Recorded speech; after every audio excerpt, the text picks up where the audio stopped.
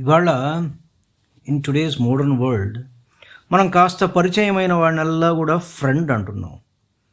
Okay, he's a friend. కానీ ఫ్రెండ్కి సమానార్థకం తెలుగులో మనం మిత్రుడు అని చెప్తున్నాం. నిజంగా వాడు మిత్రుడు అవుతాడా? మిత్రుడంటే ఎవరు అనేదానికి విదురుల వారు ఒక చిన్న డెఫినేషన్ చెప్పారు ఇక్కడ. బంధుత్వం లేకుండానే స్నేహభావంతో ప్రవర్తించేవాడే బంధువు, వాడే మిత్రుడు, వాడే గతి, వాడే చివరికి చేరదగినవాడు. యః కశ్చిదప్య సంబద్ధ మిత్రభావేన వర్తతే స ఏవ బంధుస్తన్మిత్రం సా గతిస్తత్పరాయణం.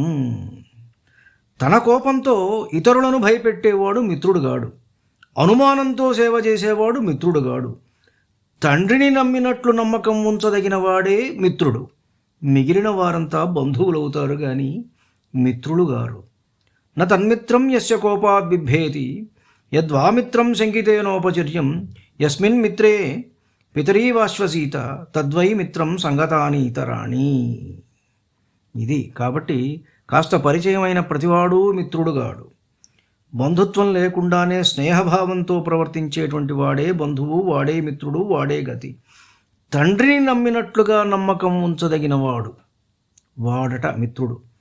మనం మన పేరెంట్స్ని, తండ్రిని, ఫాదర్స్ నమ్ముతాం కదా.